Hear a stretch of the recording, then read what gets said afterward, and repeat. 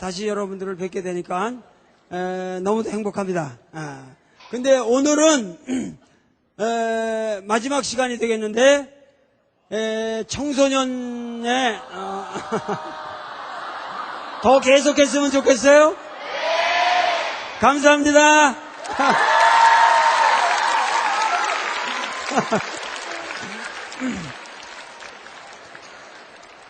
정말 우리나라 교육이 뭐 잘못됐다 이런 말을 많이 하는데 여러분들의 현장에 와서 느끼는 모습은 우리나라 교육이 최고인 것 같아요.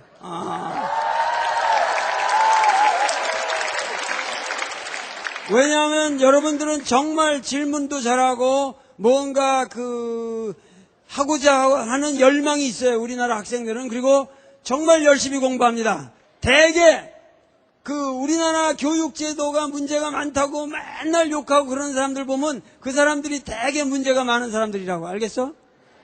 자기들의 문제를 우리 젊은 학생들, 이 반란한 우리 이 젊은 학생들한테 투사시켜가지고 다 거기다 전가하려고 하는 그런 거는 잘못된 거란 말이야. 뭔가 우리 젊은 학생들이 얼마나 우리 자신들의 미래를 위해서 진지하게 노력하고 있는가. 그리고 전 세계적으로 이 교육의 해이 현상이라고 하는 것은 전 세계적인 현상인데 이런 전 세계적인 수준에서 볼 적에 우리나라 교육 상태는 상당히 우수하다고 생각합니다. 그래서 여러분들은 조그만 어떠한 경우에도 대한민국에서 받는 여러분들의 교육이 질이 나쁜 교육이라든가 불행한 교육이라는 생각을 안 해줬으면 좋겠어요. 그렇죠? 그러니까는 이제 여러분들의 고민을 이제부터 여러분들의 어떠한 질문이 나올지 모르겠지만 여러분들의 질문을 통해서 여러분들의 고민이 무엇인가, 그리고 내가 대답해 줄 수 있는 것이 무엇인가 아주 정직하게 오늘 한 시간을 보내보도록 하겠습니다.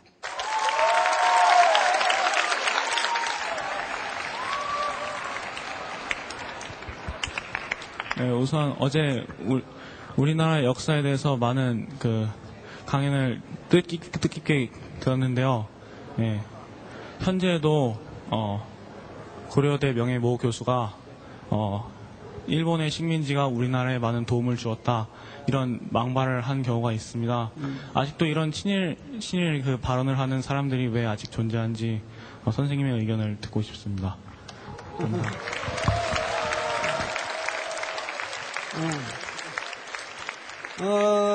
개인적인 발언을 할 적에도 자기 생각을 얘기할 적에도 그 지식인이라고 하는 것은 항상 사회적 책임이 있습니다.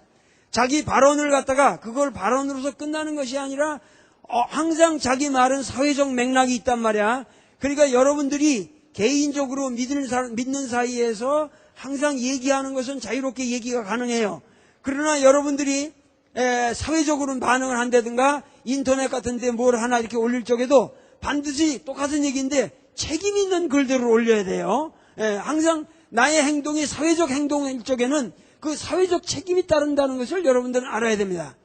그러니까는 나는 고려대학의 교수가 나쁜 놈이다, 단순하게 이런 얘기를 하기 전에 지식인이라고 하는 것은 항상 지식을 가지고 있는 것만큼 그 지식에 대해서 자기가 안다고 하는 데 대해서 사회적 책임을 가지고 살아야 된다. 그것이 지식인의 사명이고 지식인의 도덕의식이다. 많은 경우 우리나라 지식인들이 뭔가 이 지식인이 점점 이 모더니즘이라고 그럴까, 한국의 지식인이 점점 이렇게 정교화되다 보니까는 예를 들면 애국이라든가 우리 사회에 가장 필요한 가치관을 세우는데 과감해야 할 부분에 대해서 굉장히 비겁해요, 한국의 지성인들이. 그러나 나는 우리는 정말 우리나라의 운명을 걱정하고 우리가 애국을 해야 되는 그러한 시대에 우리가 살고 있다고 생각합니다. 여러분들은 매우 지금 좋은 환경에서 편하게 살고 있는 것 같지만 우리나라는 사실 지금 위태로운 상황이 있습니다.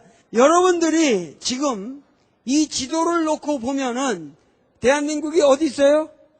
여기에 대한민국이라는 나라를 이렇게 놓고 보면은 대한민국이라는 나라에 여기에 뭐예요? 중국이 이렇게 국경을 맞대고 있죠? 그리고 일본이 독도니라서 국경이 맞대고 있죠? 또 이쪽으로 해서 블라디보스톡으로 해서 저쪽 낮은 선봉인이 이쪽으로 해서 이쪽 소련이, 그러니까 러시아가 지금 국경이 맞닿아 있죠? 그러면은 이 지구상에서 생각해 보세요. 미국, 러시아, 일본, 중국, 세계 최강대국들이죠. 그 세계 최강대국들의 그 모든 이해관계가 얽혀져 있고 국경이 직접 맞닿아 있는 나라를 이 지구상에서 한번 뽑아보라고. 어느 나라가 있겠나? 한국처럼 이렇게 열강들의 모든 것이 직접 국경이 맞닿아 있는 나라가 없어요. 그만큼 우리나라는 기회가 많은 나라인 동시에 그만큼 위험한 나라예요. 여러분들이 이 사실을 잊지 말고 살아야 돼요. 우리나라가 약해지면 어떻게 되겠어요? 금방 집어먹으려고 그러죠. 그런데 이 나라를 집어먹으려고 그럴 적에 우리가 현명하게 사는 방법은 그 나라랑 무지막지하게 싸워서 이길 수가 없어요. 우리나라 보세요. 이게 중국이 이만큼 큰데 이거랑 이렇게 싸우기가 쉽겠어요? 또 러시아 보세요. 이거 얼마나 큰 나라예요. 이거 싸우기가 힘들어요. 일본도 대단한 강대국입니다. 우리나라의 큰 면적으로 따져 우리나라 큰 2배가 되는 나라예요. 그리고 인구도 우리나라보다 2배가 되는 나라고, 이게 일본이 여러분들은 외국이다 그래서 외놈들이다 그래서 작은 나라로 하는데 대국입니다. 일본도. 그러니까는 이런 객관적인 사실을 알아야 돼요. 하물며 미국은 또 뭐 엄청난 나라죠. 그러니까 이런 상황에서 미국하고 우리가 싸워서 이긴다, 이거 곤란해요. 그런데 우리나라가 살 수 있는 가장 좋은 방법은 이 모든 나라들에게 함부로 깔배지 않는 나라가 되는 거예요. 그들하고 맞붙어 싸우는 나라가 되는 게 아니라 이들이 함부로 다룰 수 없는 나라가 되는 거예요. 결국 그러면서 우리나라가 실력을 가지고 이 많은 나라들을 어떻게 밸런싱을 하느냐, 이들의 세력 균형을 이용해서 어떻게 우리가 살아나가냐 하는 전략밖에 없습니다. 현실적으로. 그러니까는 우리나라가 여러분들이 그렇게 방심할 수 있는 나라가 아니라는 거. 그렇기 때문에 우리가 실력을 길러야 한다는 거예요. 그러니까 아까 제일 처음에 한 학생이 우리나라의 미래를 걱정했지만은 그러한 미래의 문제에 대해서도 여러분들이 항상 이렇게 세계적인 시각을 가지고 그러한 문제를 생각해야 된다 하는 거를 여러분들에게 말씀드리고 싶어요. 알겠어요?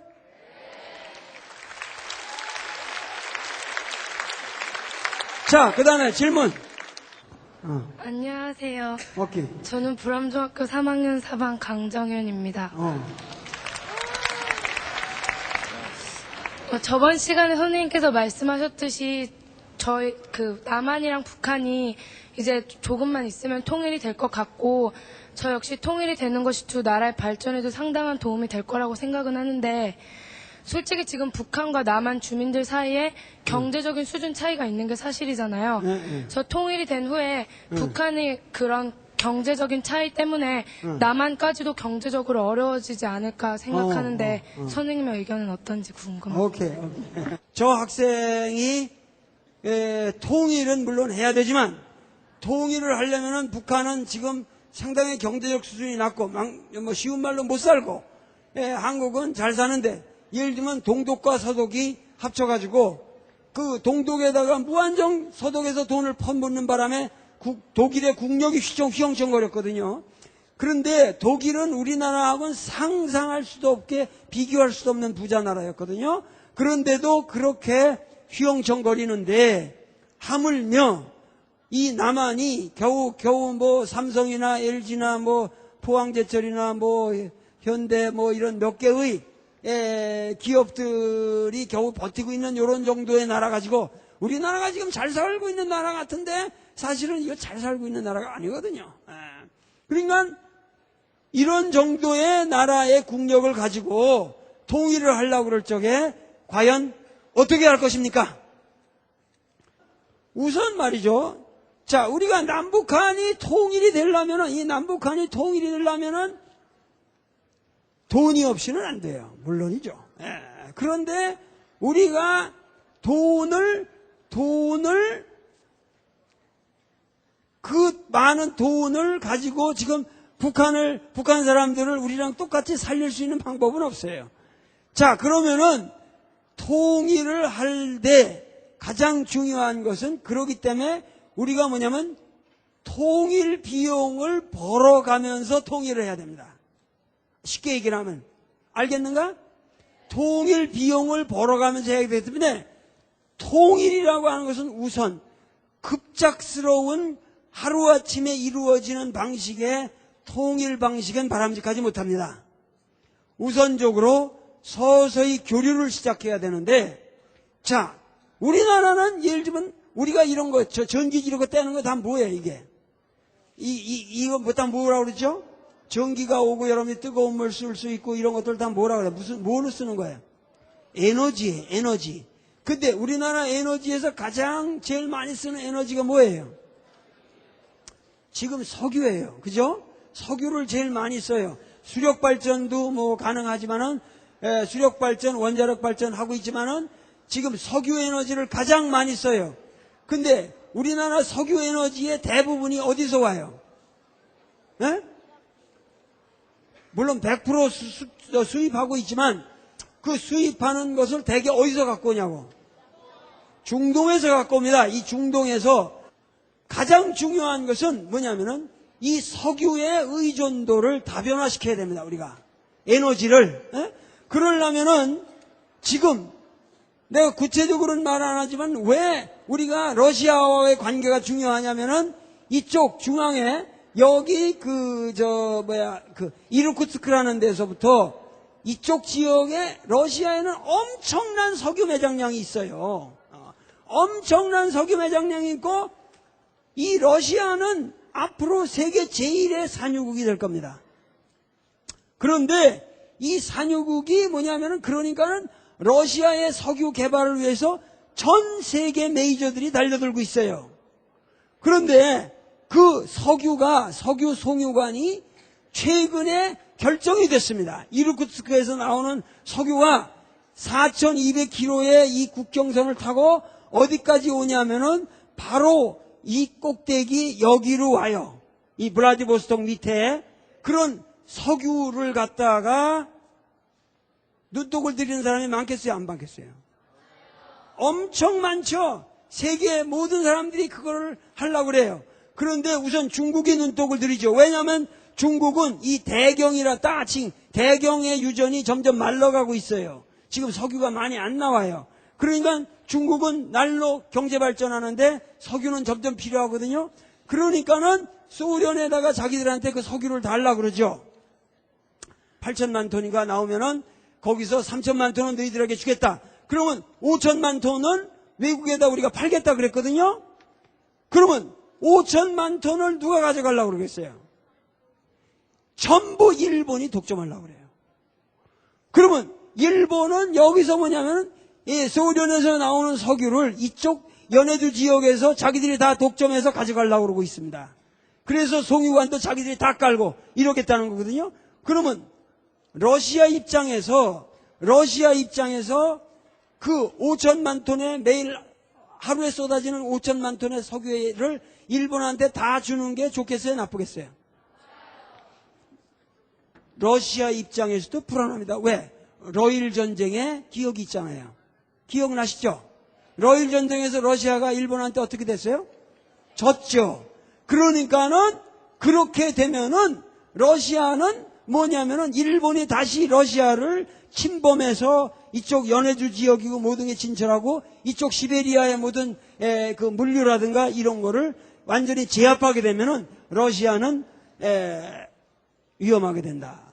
이런 생각이 있기 때문에 일정량을 한국에 주려고 합니다. 이해가 가요? 러시아 입장에서도 여러 나라에게 분배하는 것이 유리하겠죠. 그러려면은 우리가 그런 석유의 그런 것도 뭐야? 우리가 빨리 따내야죠.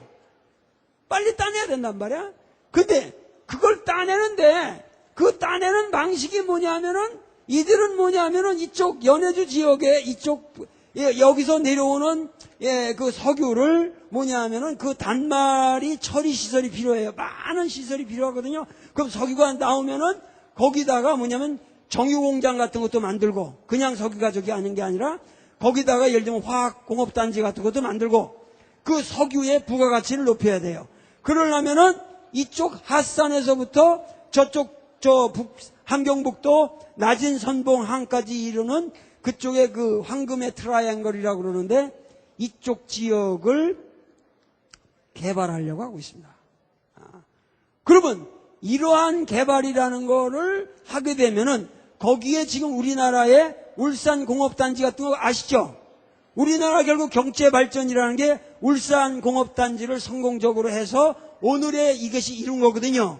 그러니까 마찬가지로 남북한의 통일을 위해서는 여기에 이 낮은 선봉 지역이라든가 여기에 러시아와 그러니까 북한의 노동력 그리고 한국의 기술 자본 그리고 러시아의 자원이 합쳐져서 하나의 새로운 공업지역이 여기 탄생되어야 됩니다. 그렇게 되면은 그 비용을 가지고 북한이 먹고 살 수가 있어요. 예를 들면은 그것뿐만 아니라 저 위에 여기 무슨 섬이 있죠? 에? 무슨 섬이 있어요 여기? 사할린 섬이 있죠. 이거 엄청난 섬이에요. 근데 이 사할린 섬에서 석유도 나오고 거기서 천연가스가 많이 나옵니다. 그러면 이런 사할린에서 나오는 석유가스를 천연가스를 이것도 일본 사람들이 전부 가져가려고 그래요. 그런데 이 일부를 예를 들면 이 사할린의 석유가스를 일로 통해 가지고 한국으로 이렇게 해가지고 가지고 온다. 그러면은 북한을 통과하게 되죠. 파이프라인이. 그러면은 북한에다가 통행료를 내야 돼요. 그러면은 북한에게 그런 것만 다 그 통과료를 줘도 그것이 북한이 핵 개발하는 것보다 더 나은 대안이 될 수가 있어요. 이해가 됩니까? 북한이 핵 개발하려는 거는 결국은 뭐냐면 군사적인 목적도 있지만은 에너지 문제 때문에 그렇거든요. 그 북한이 경제적 개발을 하려면 에너지가 필요합니다.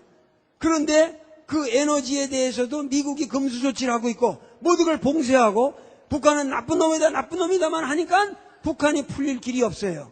그러려면은 우리가 남북한이 이러한 문제를 같이 해결하자. 그래서 서로 간에 정직하게 대화하고 우리가 이러면서 강대국 사이에서 우리가 그들 게임에 이용당할 것이 아니라 우리가 화합해서 강대국을 이용해가면서 우리가 역사를 이끌고 나가자. 그러면 우리의 살 길이 생긴단 말이야. 그러니까는 뭐냐면은 통일이라고 하는 것은 경제적으로도 이러한 대안을 가지고 통일을 해야 됩니다. 그러려면은 뭐야? 우리가 러시아하고도 관계가 깊어야 됩니다. 이해가 됩니까? 최근에 중국과의 관계는 많이 개선이 됐어요. 그래서 여러분들이 중국어를 공부하는 사람들이 많은데 여러분들 사이에서 지금 러시아 공부하는 사람들은 없어요. 근데 중국과는 굉장히 지금 인기가 좋아요. 근데 러시아어 가는 사람들이 안 가. 그런데 사실은 여러분들 중에서 많은 사람들이 러시아어를 열심히 공부해야 됩니다. 그래가지고 러시아와 한국의 관계도 중국과 한국의 관계랑 비등한 관계로 가야만 우리 민족의 살 길이 있어요. 왜냐하면은 중국은 인적 자원이 많지만 중국은 곧 변화합니다. 왜냐하면 거기도 노동임금이 비싸지고 있거든. 그런데 러시아는 무궁무진해. 아직도 인적 자원도 쌀 뿐만 아니라 엄청난 자원이 있어요. 중국은 그런 자원이 없어요. 오히려 중국은 자원이 없어요. 중국은 오히려 우리나라 기술만 뺏어먹어요.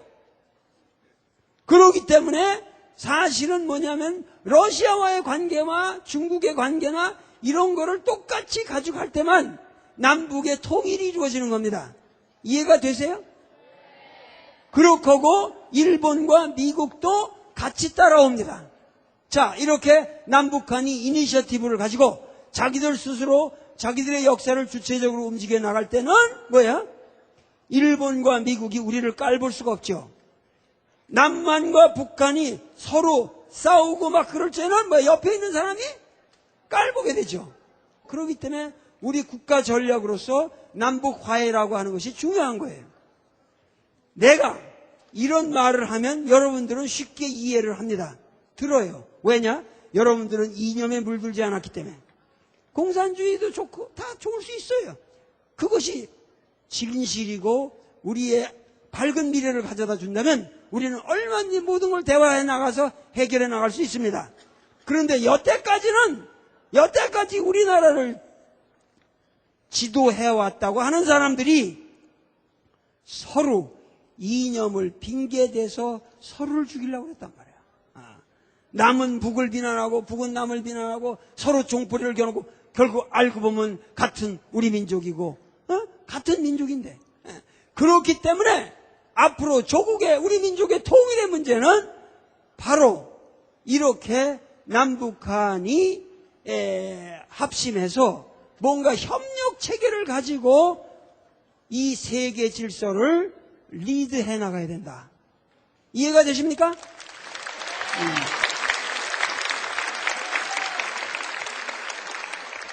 조금 어려운 문제이긴 하지만은 여러분들은 항상 이제는 뭐냐면 세계에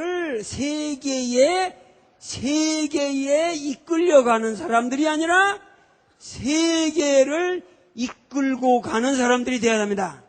그만큼 비전이 있는 사람들이 되어야 되고 이 세계 지도를 놓고 한눈에 자기 안방처럼 생각하는 사람들이 돼야 된단 말이야. 우리 때는 그렇게 못했단 말이야.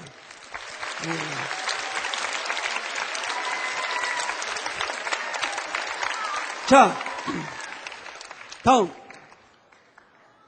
항명여자중학교 3학년 4반 장소라입니다. 제가 드릴 질문은 요즘 저희 또래 학생들이 많이 공감하는 것일 텐데요. 학생으로서 공부를 열심히 하는 것은 당연하고 그리고 또 꿈을 이루기 위해서라면 그것이 꼭 필수적이라는 것은 알고 있습니다.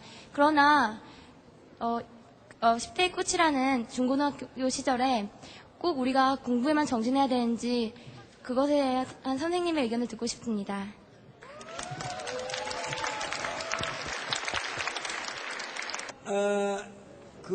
좀 질문하고 싶은 사람들, 뭐 궁금한 거 있으면 한번 또 해보세요.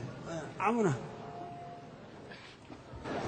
항상 한 시대나 나라가 안정기 또는 번영기에 들어선 것을 보면 그를 뒷받침한 사상이 있었는데 우리나라는 일제강점기와 6.25를 거치면서 한 국민들을 묶어줄 수 있는 전통적 정치문화나 사상이 거의 해체된 것으로 보입니다. 대일 문제나 통일 문제에 있어서 단결되지 못하고 티격태격하는 모습을 보면 공통적인 그런 사상의 부재에 대해서 아쉬움을 느끼는데요. 이를 해결하기 위해서 앞으로 어떻게 해야 할지 아니면 지금 당장 어떤 임시적인 대안책이라도 있을지 묻고 싶습니다. 저쪽 학생은 우리나라의 사상의 부재를 얘기를 했고, 너무 좀 어려운 질문이고, 결국, 이제 간단하게 얘기를 하면은, 많은 사람들이 요새, 우리나라가 사상이 많이 붕괴되었다. 즉, 바상이 붕괴되었다는 것은 뭐냐면, 도덕적으로 해이하게 되었다. 그래서 이것이 상당히 문제가 있다. 이런 얘기인데, 여러분들이 뭐냐면은 우리 모든 사람들이 역사를 이렇게 보면은 요새 애들은 도대체 되먹지 않았다. 다 그렇게 얘기를 해요. 주자 선생도 쓴 걸 보면 요즘 사람들은 돈묻이 되먹지 않았다. 그렇게 얘기한다고. 그러니까 옛날부터 오늘까지 모든 사람들이 자기가 살고 있는 시대 사람들은 시원찮다고 그랬어. 여태까지. 그러면서 내려왔어요. 그러니까는 내가 하는 말은 뭐냐 하면은 우리나라의 사상이 부재하다라든가 우리나라의 도덕적 해이가 왔다든가 여러 가지 문제점이 있습니다. 그건 내가 인정하지만은 그 반면에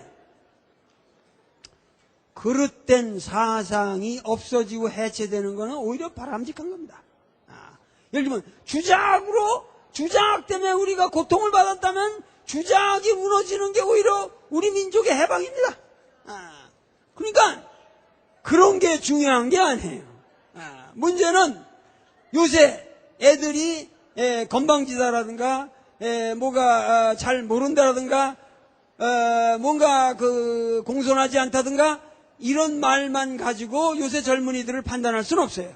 오히려 여러분들이 그러한 모습 속에는 반면에는 예를 들면 매우 심리적 감수성이 발달되어 있고 자유로운 의사표현력이 있고 그리고 무엇인가 사고에 구애받지 않고 뭔가 자유롭게 뭐를 하려고 하고 그래서 저 학생이 얘기한 것도 중요한 문제예요. 아까 저 얘기를 한 거란 말에서 과연 우리가 공부를 하는 것은 너무도 당연한 거지만 공부 이외에 뭔가 더 의미 있는 일을 할 수도 있는 거 아닙니까? 우리가 학생이라는 게 꼭 이렇게 영어, 수학 같은 그런 공부만 해서 되는 겁니까? 맞는 말이에요. 그런데 지금 여러분들은 중고등학교 기간 동안에는 공부 외에 별 할 게 없어 지금. 불행한 거는 대학을 가서부터는 여러분들이 자율적으로 할 수 있는 범위가 늘어나요, 인생에.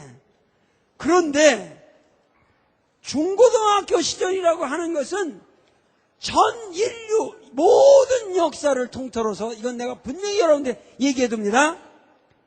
중고등학교 시절은 여러분들이 예로부터 공자 시대부터 뭐 소크라테스 시대부터 오늘까지 예외가 없습니다.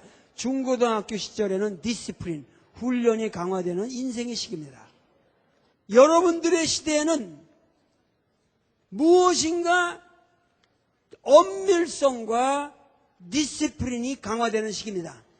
그러니까 여러분들의 시대에는 뭔가 습득을 해야 되고 무엇인가 여러분들의 사고와 개념의 틀이 정밀해져야 되는 시기입니다. 대학에 가면은 그런 것보다는 창의적으로 모든 것을 제너럴라이제이션, 일반화하고 전체를 바라보고 그런 시기로 이행이 됩니다. 아시겠습니까? 그러니까 중고등학교 시절에 대학 숙제를 내서는 안 되는 거고 중고등학생이 됐는데 국민학생 노릇을 해서도 안 되는 거고 이렇단 말이야. 국민학교 시절에는 끊임없는 로맨스, 인간에는 어렸을 때 여러분들이 생각해봐요. 어렸을 적에 여러분들이 놀던 공원을 한번 가보라고. 거기 느티나무가 있었는데 무지무지하게 큰 나무가 있었고 무지무지하게 큰 공터가 있었는데 지금 가보면 쬐끔해요. 왜? 어렸을 때는 그만큼 세계가 로man틱하게 보입니다. 작은 것이라도 경이롭습니다. 에? 여러분들은 그러한 로맨스의 시대를 지나서 이제는 여러분들이 엄밀해져야 되는 시기입니다. 훈련의 시기입니다. 그러다가 이제 대학을 가면은 세상을 넓게 보는 제너럴라이제이션, 하나의 일반화의 시기로 돌입합니다. 그렇기 때문에 인생의 시기라고 하는 건 이렇게 단계가 있다고 하는 거야.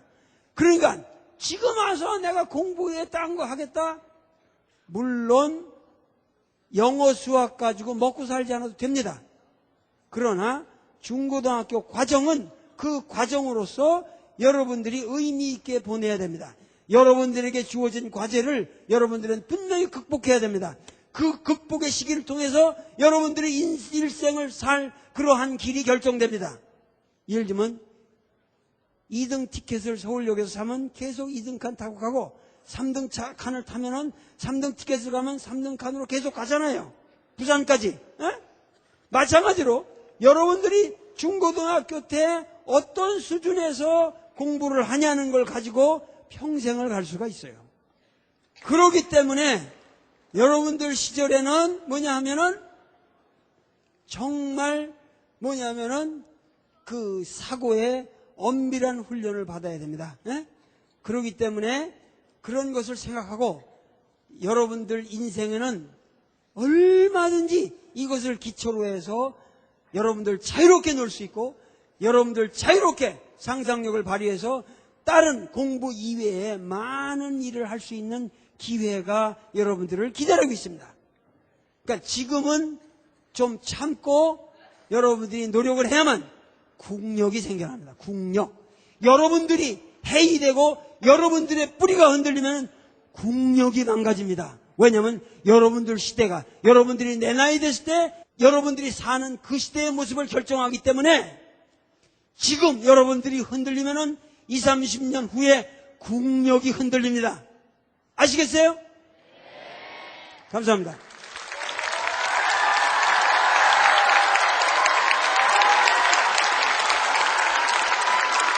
자, 일단 고3이다 보니까는 막 여기 져서 공부하라는 소리를 많이 듣는데요. 근데 공부한다기보다도 그러니까 고3이면은 19살이잖아요. 그 옛날에는 가장이 됐을 나이인데요. 근데 요새는 이렇게 교실에 박혀서 공부만 하고 있는데 근데 가장이 될 나이라고. 그런데 요새 법들 보면은요, 뭐 19살 미만이라는 법들이 너무 많잖아요. 근데 옛날 사람들에게도 분명히 그런 민법적인 제한들이 있었을 텐데요. 그런 게 오늘 아이들에게는요, 이렇게 부정적으로만 받아들여지는 건지요. 그러니까 19살 이하 학생들이 술 먹고 담배 피우고 그런 일들이요. 옛날에 너무 당연했을 일인데요. 왜 지금은 이렇게 부정적인 일로만 받아들여지는 건지. 좋아. 그러니까 질문이라는 게 이런 게 진짜 질문이거든. 이런 게 살아있는 질문이에요. 학문에서. 근데 이 학생 얘기도 맞는 거예요. 옛날에는 18, 19살이면 가장이 될 나이라는 거야. 예를 들면 옛날에는 상투를 들거든요. 그러면서 이미 잘하는 걸 받아요. 그러니까 명자라는 게 옛날에 이름이 있고 명이라는 게 있고 자라는 새로운 이름을 받습니다. 그러면서 성인식이라는 사관례라는 어떠한 굉장히 엄숙한 제식을 올리거든요. 다 그러한 나이인데 물론 이 학생이 말해요. 옛날 같으면은 가장이다 이 말이에요. 가장이 되고 결혼도 했을 나이고 애도 있을 나이라 이 말이에요. 그런데 담배 술 좀 먹는다 그러면 뭐가 잘못이냐? 이렇게 일을 멀쩡한데 우리 다 이거 컸는데 왜 우리를 그렇게 미성년자 취급만 하냐? 이런 얘기 아니에요? 그 말이 맞아 안 맞아? 맞아? 맞아요. 정말 맞아요. 그래서 여러분들은 나는 미성년자라고 생각하지 않습니다. 미성년자라고 생각하고 어린아이는 소아과 책을 딱 이렇게 펼치면 의과대학에서 소아과 책을 딱 펼치니까 처음에 나타나는 말이 있어요. Child is not a small adult.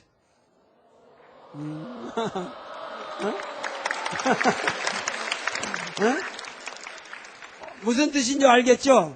어린애는 작은 어른이 아니다 이런 거야. 미성년이 아니에요.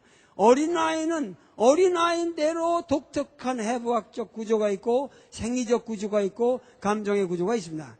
그리고 이 학생 말대로 고3 정도 되면은 미성년자가 아닙니다.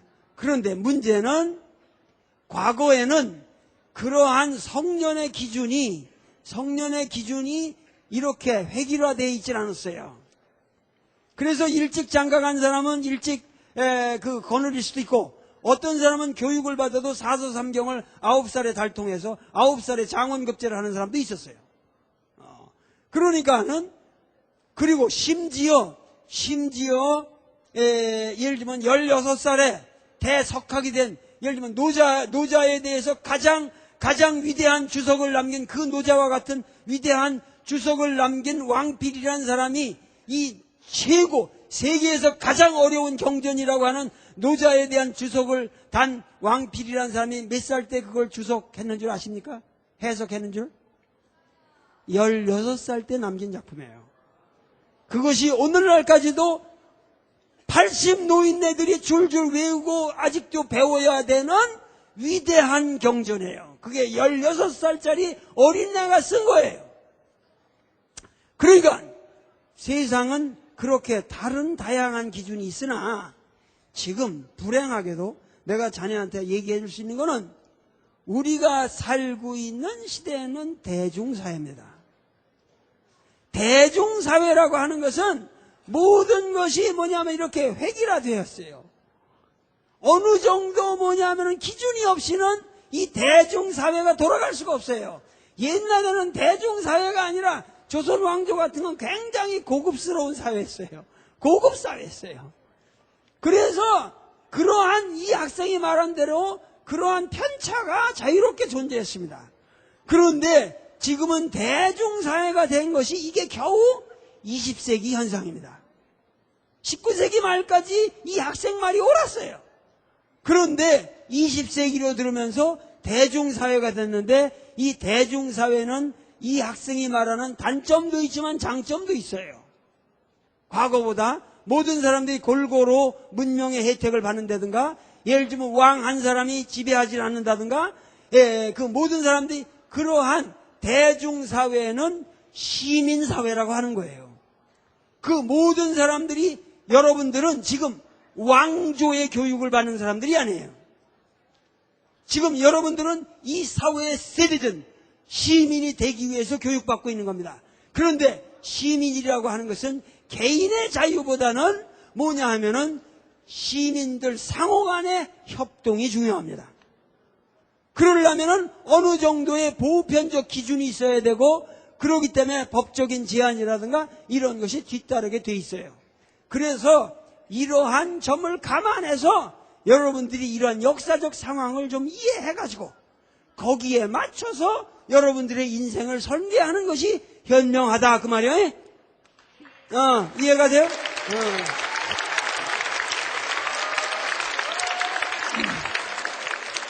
오늘 장시간 동안 여러분들이 앉아서 힘든 강의를 들었고 졸릴 때도 됐어. 왜냐하면 여러분들이 너무도 힘들게 공부하는 사람들이거든. 그래가지고 어저께 밤을 잠을 잘 못 잤지? 잠을 실컷 잘 수가 없지? 대한민국 교육이 여러분들을 그렇게 괴롭히고 있지? 거기에 대해서 내가 해결책을 지금 당장 제시할 수는 없으나 분명히 여러분들이 푹 잠을 잘 수 없다는 건 이건 잘못된 교육입니다. 여러분들이 한 8시간은 자야 돼요.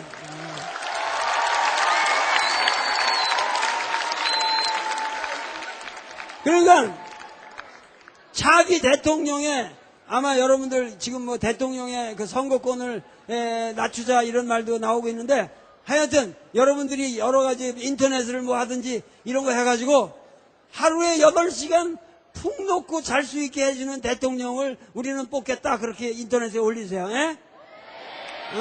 무조건 요 다음 대통령은 우리를 8시간은 하루에 맘 놓고 잘도 떳떳한 인간으로 살 수 있게 우리를 만들어주는 교육제도를 만드는 대통령을 뽑겠다. 알겠어?